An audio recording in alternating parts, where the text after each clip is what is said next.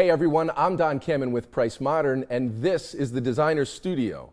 We are once again in our nation's capital at the beautiful downtown DC Hayworth showroom. And my guest today is Roger Sola-Sole with sshape. Roger, welcome to the studio. Thanks for having me. Excited to be here. Thank you. Well, let's start with the name. Okay. That's a great name. Usually a normal topic of conversation. Is I'm ready. Let's always? go. Well, you have a hyphen, you've got a little flair on the end. I mean, I actually have a couple accents on there too, but I don't put them in my name. oh, anymore, really? So yeah. You should, except I don't know where to find them on a keyboard. There you go. That's Well, that was why I can't do it. All right. But so, what's the origin of Sola-Sole? Sola-Sole. So my family is from Barcelona, Spain. Right? Okay. So they're Catalan, which has sort of like French and Spanish influences to it. And so my dad, my grandmother was Sola, and my grandfather was Sole. Ah. My dad decided just to make it a simpler way of a more interesting name, he put the two names together and hyphenated it. So when he came here to the United States, it became Sola-Sole.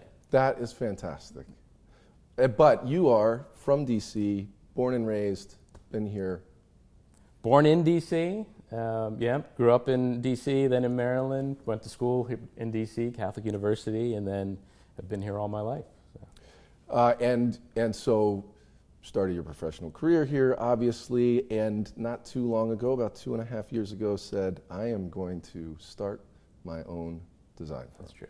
Yes, it was a great opportunity. I think it had gotten to a point where with my previous company, we were just at a point that I was ready to just try something new. It was getting, firm was getting too big. I think that there's a lot of great things and problematic things that come with having a bigger firm. So I found a great team of people, and we decided we'd split off and start a new firm, and it's been fantastic since then. It's just been all uphill since then. And so, starting a business as a creative person, you have to then become a business administrator. Mm-hmm. So you either love that part of things, or you rail against it as you try to just be a creative person, I would imagine. Yeah. Where do you fall in that? So I like to consider myself as being a creative person. I think others might disagree, but I definitely, I'm a spreadsheet kind of guy. Okay. Even when I was an architect, I was working on projects, I'd be doing budgets and programs, all that kind of stuff, all in spreadsheets. And so for me, kind of that transition into just, following the finances of a company and, understanding tasks and task management and stuff like that we had to do kind of came naturally. Yeah, that's good. If it doesn't, it can be a struggle. Oh, I know. And I've had a great time. I really, really enjoy it. Here's the thing about architecture firms. They're not the most complicated thing to run. They really aren't. Yeah. You surround yourself with really talented people. You surround yourself with a great team. You give the best setting you can to your employees. Make them feel comfortable, safe, want to come to work, be excited about what they're doing. And it kind of takes off on its own, and I just need to be there to make sure things are going in the right direction. But I would owe the success of the company to not just me, but the team that we put together, my partners, my 4 partners, as well as a terrific team of architects and designers that we have. So it's been a lot of fun. Good. And, well, interesting you say that. Sometimes the biggest challenges for a business owner, and some things that can be stressful and potentially not fun, are the things we can't foresee. And who knew that a respiratory virus would shut the world down just, about 1.5 years after starting a business? So what's the thought process, back in March of 2020 as people start to leave the office? Yeah. For at the time, we didn't know for how long. I guess we still don't know. No. How does that go? It was interesting because we were coming off of, 2019 was a great year for us, right? We were growing as a company. We went from like 6 people up to about 15, 16.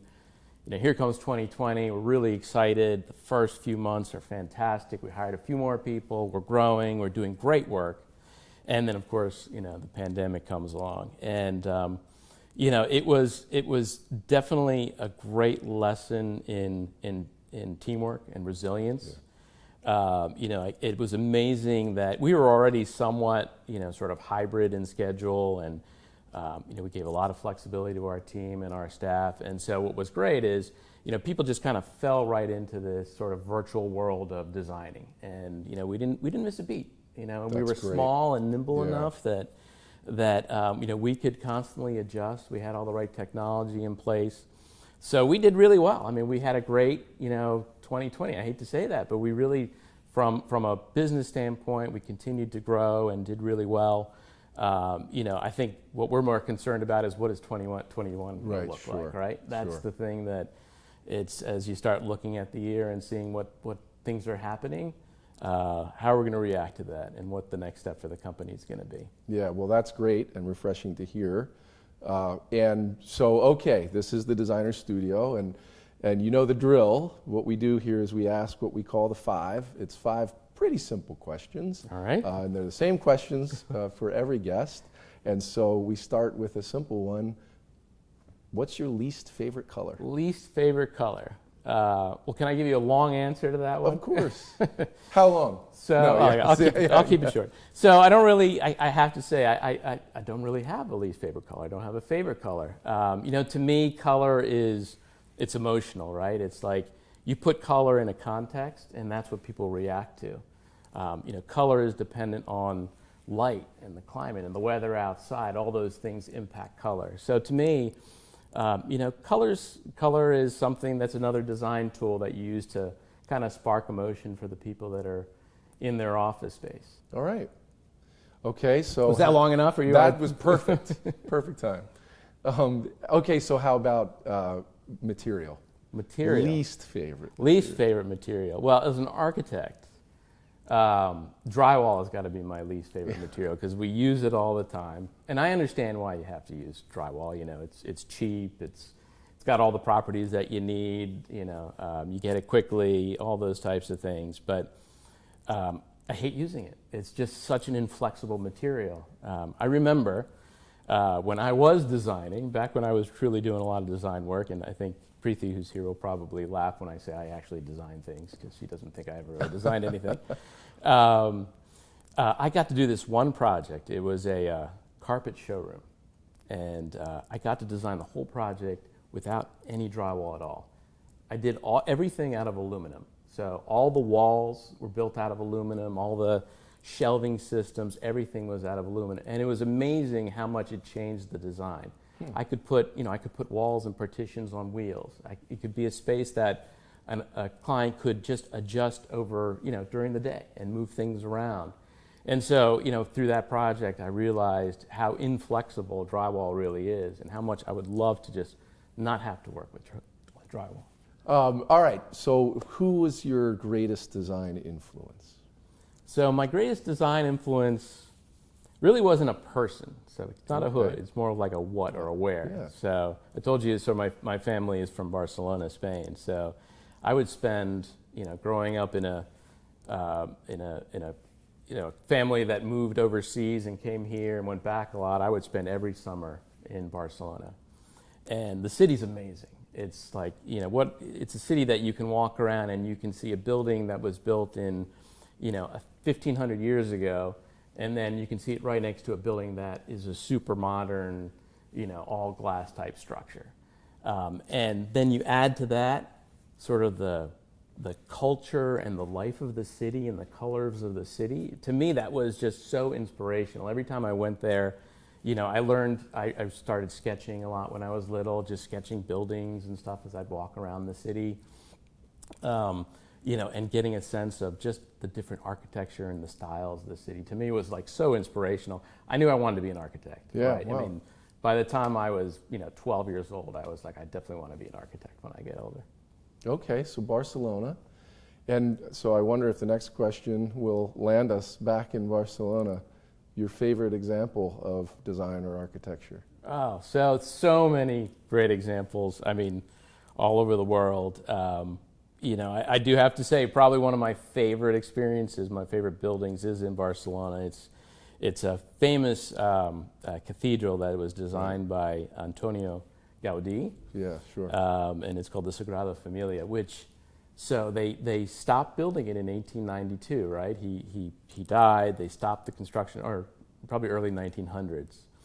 And then he passed away, and so all the records of what he had designed had been destroyed in like a fire, right, during the Spanish Civil War. So they had no idea how they were going to continue to build this cathedral. And it's pretty unique. It's very unique. Yeah. So, I mean, for the longest time, since I was little and going there, it was just one facade and, part of the structure. So I think it was probably 1990s, maybe 1980s, they started rebuilding it again and kind of continuing with the plans. And it's inspiring to walk inside. I mean, it's like an emotional experience when you go in there.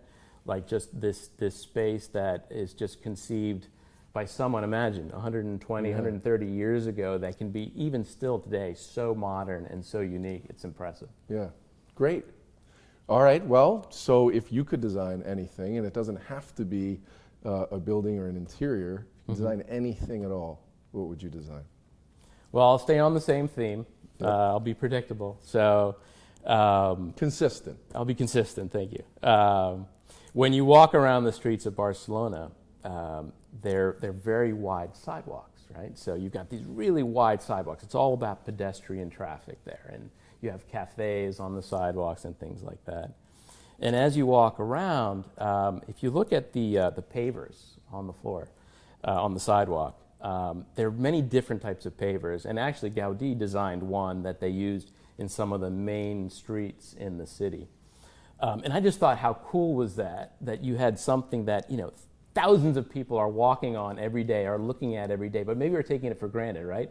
They don't realize it, but when you walk around as like an architect or a tourist there and you see these types of things, it's amazing to think the level of detail that went into designing just that single like little sidewalk tile. So I would love to design something like that really people touch thousands of times a day, that has this amazing impression on the city. So that would be, I think to me, would be the coolest thing to design. I feel like the next sshape office is going to be the Barcelona office. Maybe. We'll see. Well, thank you so much for joining us, and thank you for great answers to our 5. If you would like to work with Roger, it's shapedc.com with 2 S's, and of course, to work with us, pricemodern.com. Visit our YouTube channel, check out our other episodes of The Designer Studio, and we'll see you back here next time.